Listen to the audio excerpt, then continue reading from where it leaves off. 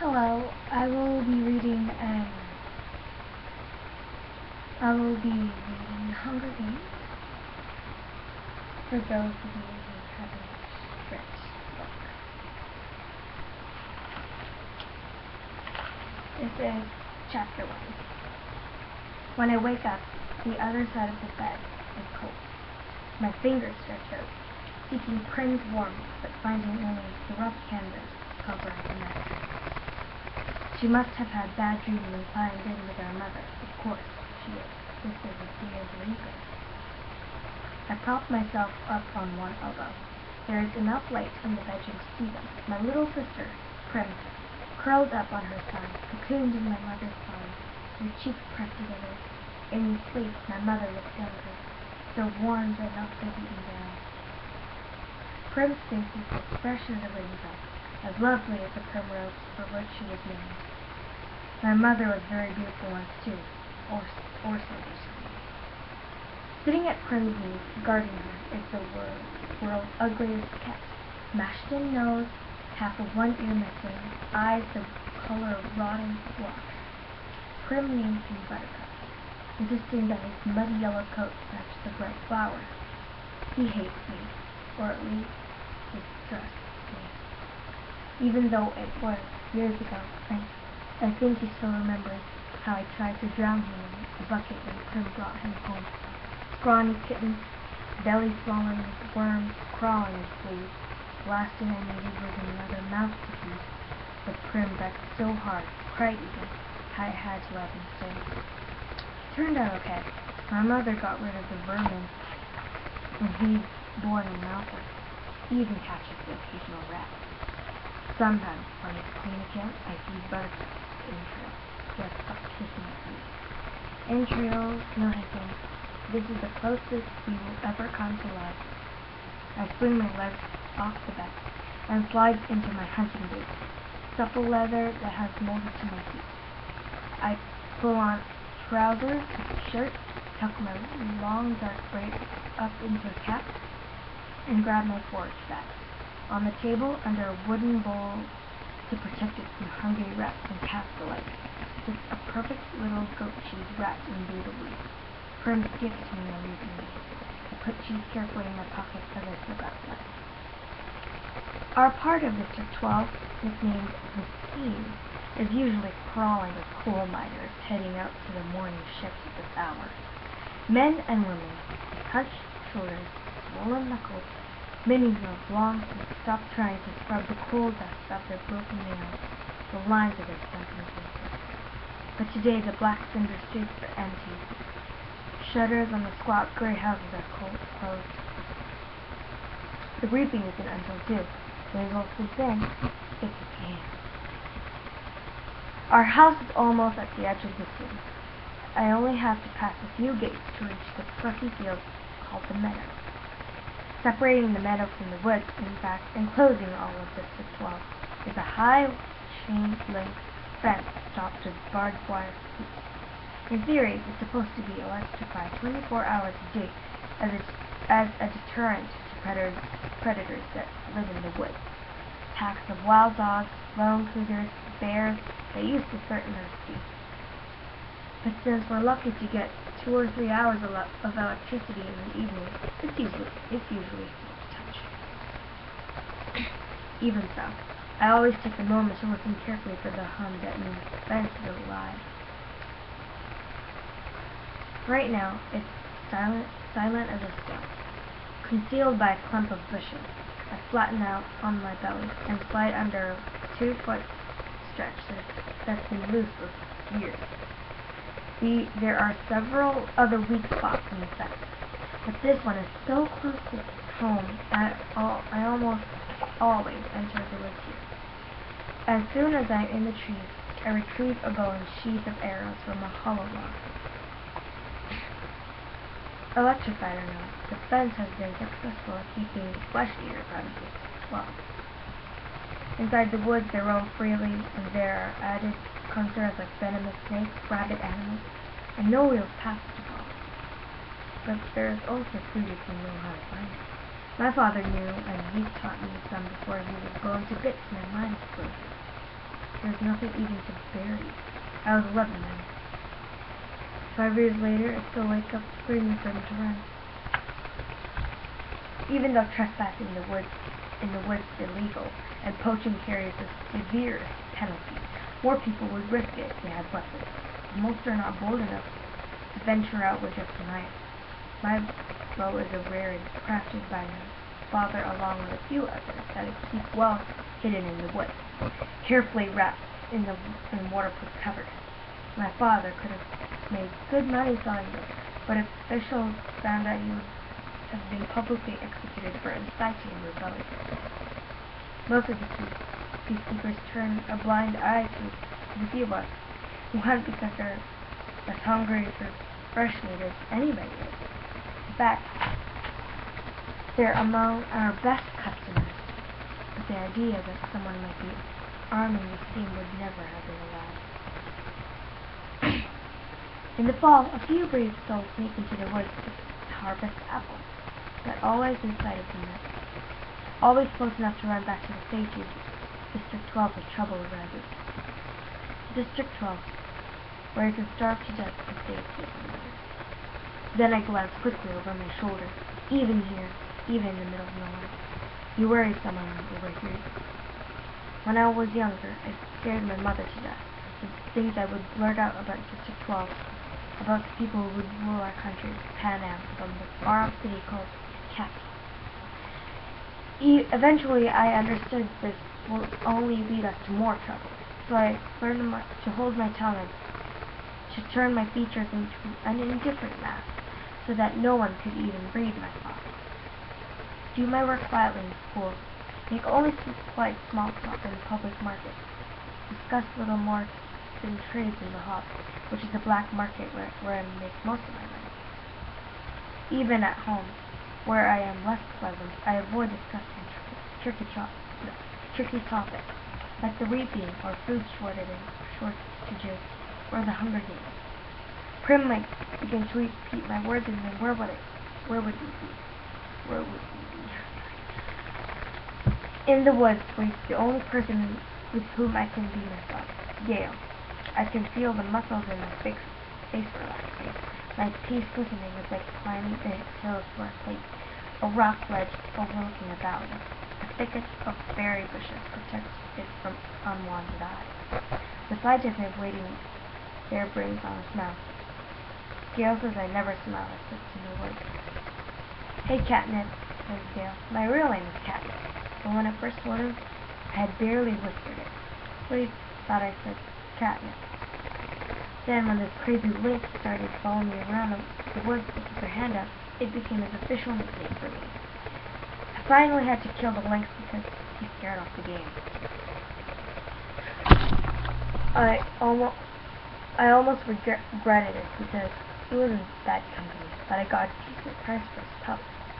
Look what I shot, Gale holds up a loaf of bread with an arrow stuck in it, and I laughed. It's real bakery bread, not the flat, dense loaves we make from our grain rations. I take it into my hands, pull out the arrow, and hold the puncture in the crust to my nose, inhaling the fragrance that makes my mouth flood with saliva. Fine bread like this is for special occasions. So warm, I say. He must have been at the bakery at the crack of dawn straight for it. What did it cost you? Just a squirrel. I think the old man was feeling sentimental this morning, says Gale.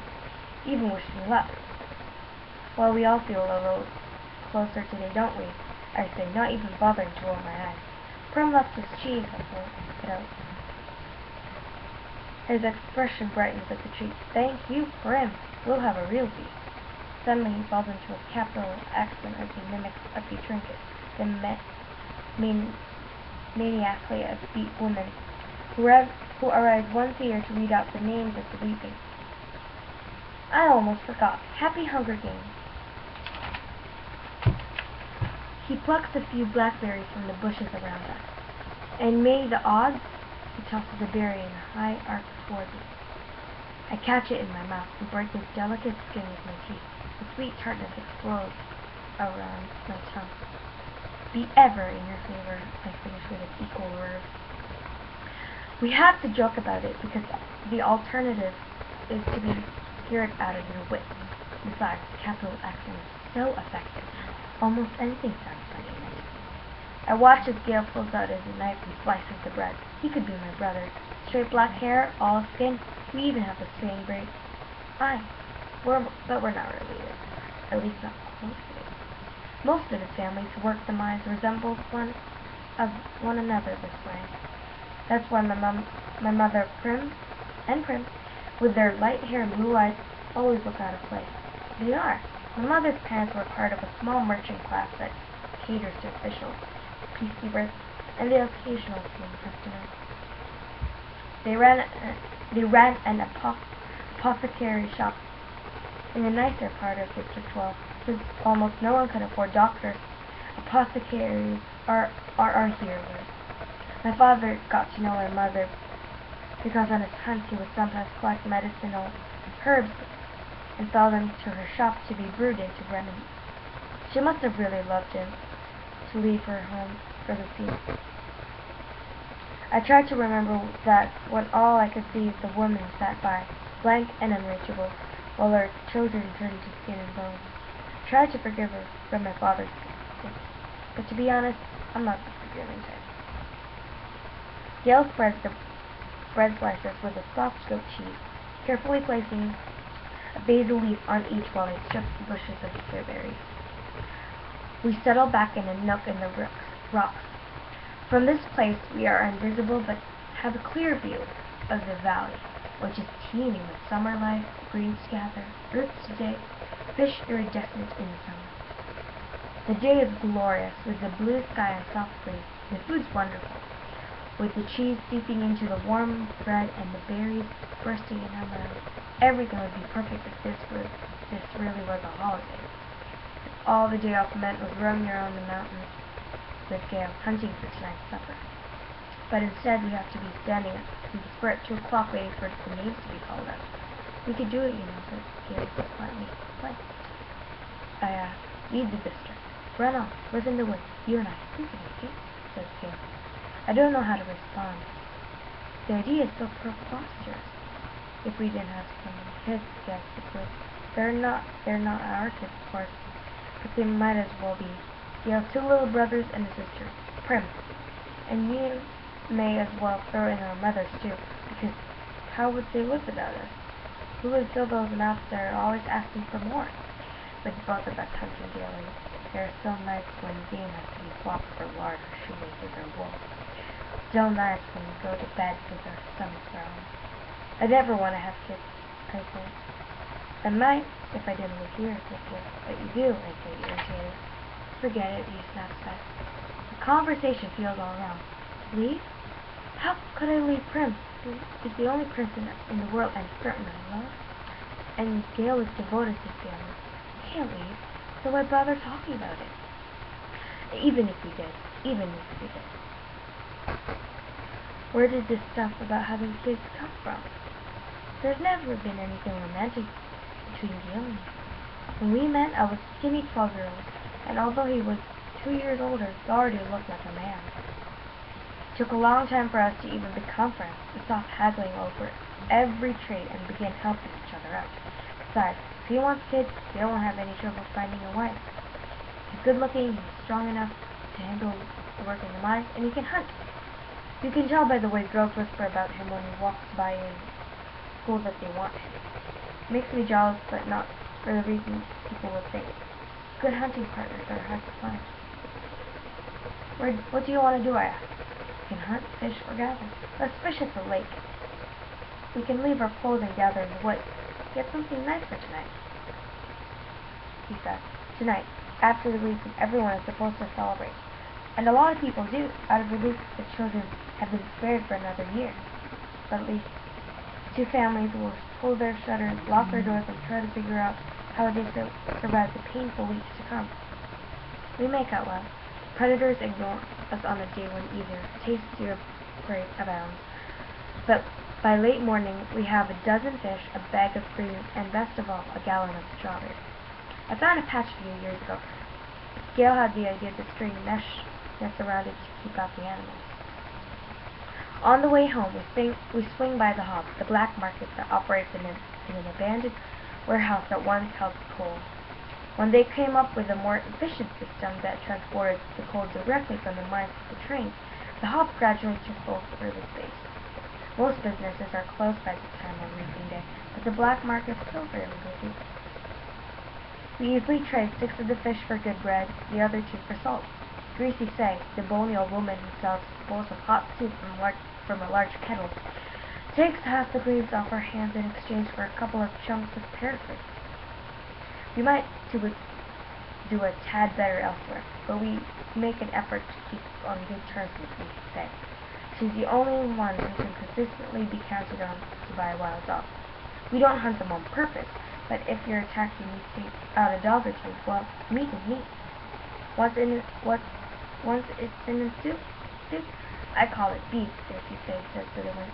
No one in the team would turn up their nose at a good leg of a wild dog. The peacekeepers who come to the hub can afford to be a little bit choosy. When we finish our business at the market, we go to the back door of the mayor's house to sell half the strawberries, knowing he has a particular fondness for them. He can afford our place. The mayor's daughter, Madge, opens the door. She's in my grade school. Being the mayor's daughter, you'd expect her to be a snob, but she's all right. She just keeps to herself, like me. Since neither of us really has a group of friends, we seem to end up together a lot in school. Eating lunch, sitting next to each other at assemblies, partnering for sports activities. We rarely talk, which suits us both just fine. Today, her drab school outfit has been replaced by an expensive white dress, and her blonde hair is done up with a pink ribbon. Weeping. Pretty dress, I fear. Madge shoots him a look, trying to see if it's a genuine compliment or if he's just being ironic. It is a pretty dress, but she would never be wearing it ordinarily. She presses her lips together and smiles. Well, if I end up going to the Capitol, I want to look nice, don't I? Now it's Gail's turn to be confused. Does she mean? Or is she just being perfect? I'm guessing the second. You won't be going to the Capitol, says Gail to me.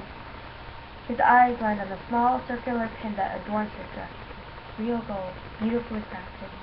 Could keep the family in bread for months. What can you have? 5 entries? I had 6 when I was just 12 years old. It's not her fault, I say. No, it's no one's fault. Just the way it is, says Gail. Madge's face has become so soft. She puts the money for the berries in my hand. Good luck, Katniss. You too, I say, and the door closes. We walk toward her seat in silence. I don't like that Gail took a dig at Madge, but he's right, of course. The reaping system is unfair, but poor Gay is the worst of it. You become eligible for the reaping the day you turn 12. That year, your name is entered once. At 13, twice.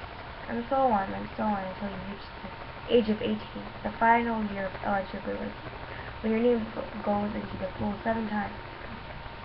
That's true for every citizen in all 12 districts in the entire country of Pan Am. But here's a catch. Say you are poor and starving as we were. You can opt to add your name more times in exchange for tesseras. Each tessera is worth a meager year's supply of grain and oil for one person. You may do this for each of your family members as well. So at the age 12, I had my name entered 4 times. Once because I had to, and 3 times for tesserae for grain and oil for myself, Prim, and my mother. In fact, every year I have needed to do this, and the entries are cumulative.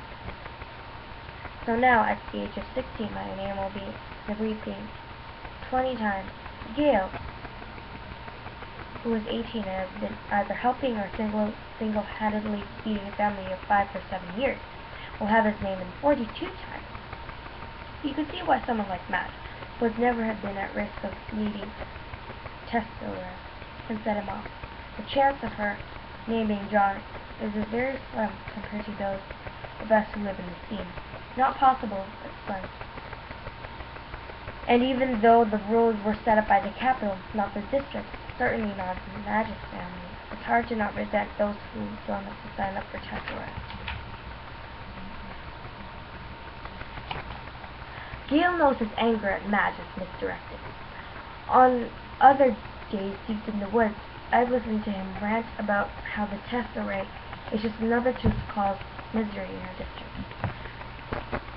A way to plant hatred between the starving workers of the scene and those who can generally count on the supper and thereby ensure you will never trust one another.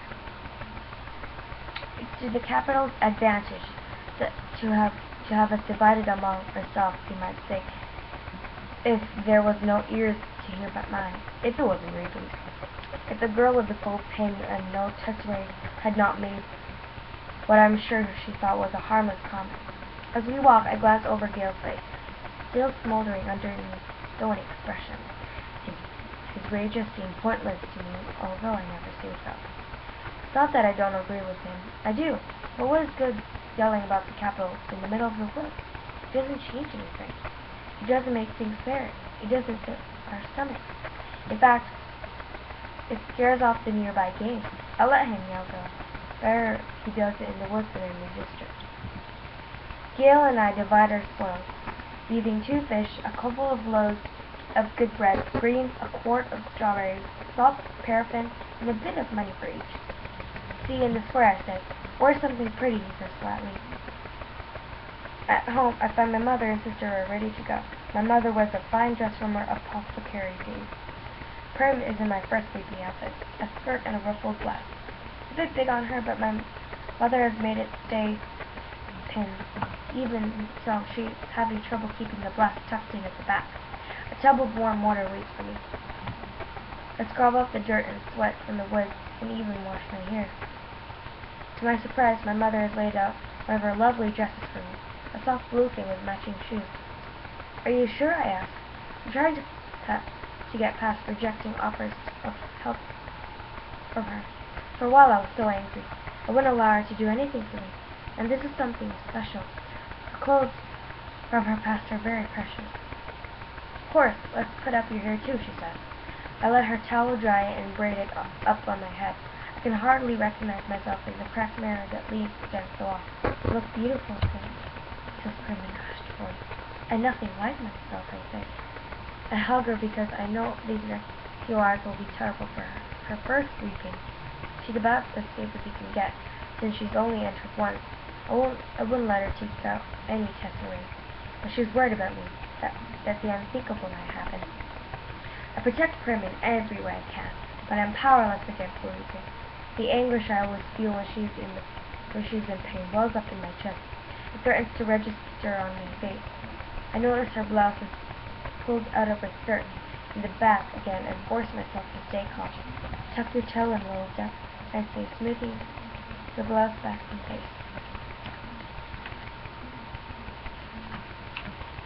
Prim giggles and gives me a small quack. Quack yourself, I say with a light laugh. The kind only Prim can draw out of me. Come on, let's eat, I say, and plant a quick kiss on the top of her head. The fish and greens are already cooking in the stew, but that will be it for supper. We decide to save the strawberries and bakery bread for this evening's meal. To make it special, we say.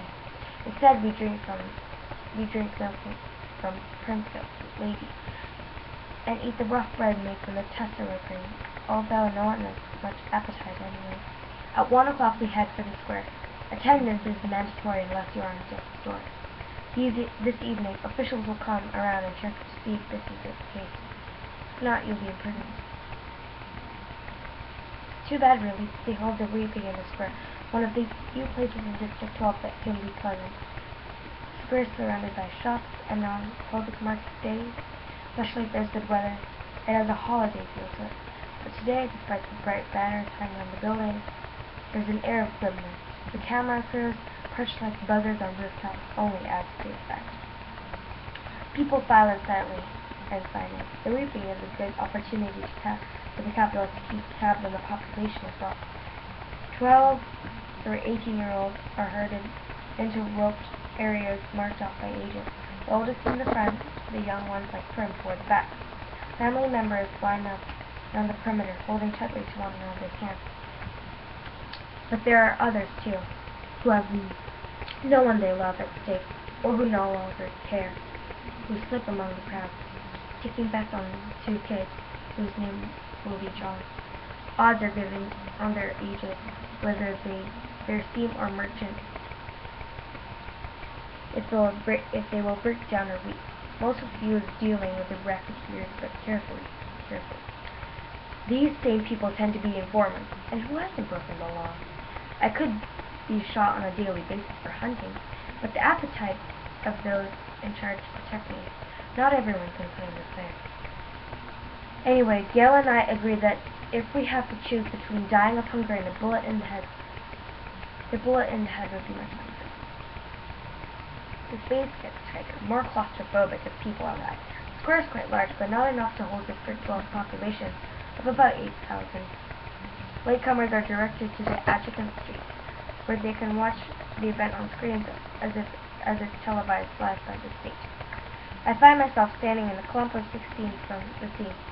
We all exchange terse nods and then focus our attention on a temporary stage that is set up before the Justice Building. It holds 3 chairs, a podium, and 2 large glass walls, one for the boys and one for the girls. I stare at the paper slips in the girls' wall. 20 of them have Katniss Everdeen written on them in careful handwriting. 2 of the 3 chairs fill with Madge, his father, Mayor Undersea, with a tall, balding mask, and Effie Trinket, District 12 escort, fresh from the capital, with her scary white dress, pinkish hair, and sprinkling suit. They murmur to each other, then look with concern at the empty seat.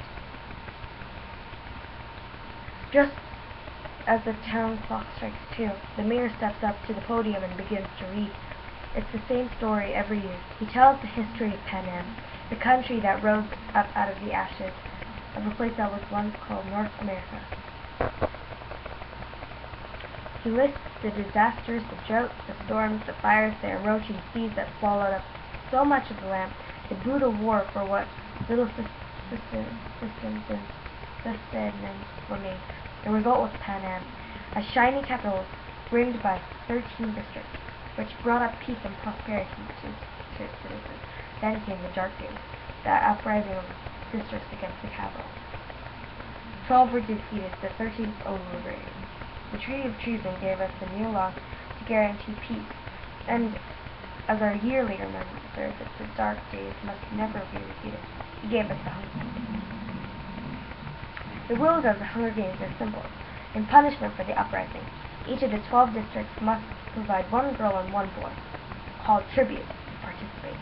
The 24 tributes will be imprisoned in vast outdoor arenas with the cold anything from a burning desert to frozen in the sun. Over a period of several weeks, the competitors must fight to the death. The last tribute stands in the ring. Taking the kids from our districts, forcing them to kill one another while we watch. This is the capital's way of reminding us how totally we are at their mercy. How little chance we would stand of surviving another rebellion. Whatever words they use, the real message is clear. Look, how we take your children and sacrifice them, and there is nothing you can do. If you lift a finger, we will destroy every last one of you, just as we did in District 13. To make it humiliating as well as torturous, the capital requires us to treat the Hunger Games as a festivity, a sporting event pitting every district against the others. The last tribute alive receives a life of ease back home, and their district will be showered with prizes, larger consistency of food. All year the capital will show the winning district gifts of grain and oil and even delicacies like sugar, while the rest of us battle in starvation. It is both a time for repentance and a time for thanks, intones the mayor. Then he reads the list of past District 12 victors. In 74 years we had exactly 2. Only 1 is still alive. Hamish Abernathy, a paunchy, middle-aged man, who as if this moment appears hollering something unintelligible, staggers onto the stage and falls into the 3rd chair. He is drunk. Very. The crowd responds with a token applause, but he's confused and tries to give Effie Trinket a big hug, but she barely manages to fend off. The mayor looks distressed. Since all this is being televised, right now in District 12 is a laughing stock of Panem, and he knows it. He quickly tries to pull the attention back to the reason by introducing Effie Trinket. Bright as bubbly as ever, Effie Trinket trots to this podium and gives her signature "Happy Hunger Games" and made the odds the effort in her favor. The pink hair must be a wig, since her curls have shifted slightly off center since her encounter with Hamish. She goes on a bit about what an honor it is to be here, although everyone knows she's just aching to get bumped up to a better district where they have proper victors, not drunks who molest the entire nation. Through the crowd, I spot Gale looking back at me with the ghost of a smile. As reaping skulls, this one at least has a slight entertainment factor, but suddenly I am thinking of Gale and his 42 names in that big glass ball and how the odds are not in his favor, not compared to a lot of the boys. And maybe he's thinking the same thing about me because his face darkens and he turns away. There are still thousands of slips I wish I could whisper to him. It's time for the drawing. Effie Trinket says as she always does, "Ladies first," and crosses to the glass ball with the girls. She reaches and digs her hand deep into the ball and pulls out a slip of paper. The crowd draws in a collective breath, and then you can hear a pin drop. And I'm feeling nauseous and so desperately hoping that it's not me. It's not me, that it's not me. Effie Trinket crosses back to the podium, moves the slip of paper, and reads off the name in a clear voice. And it's not me. It's Primrose Evergreen.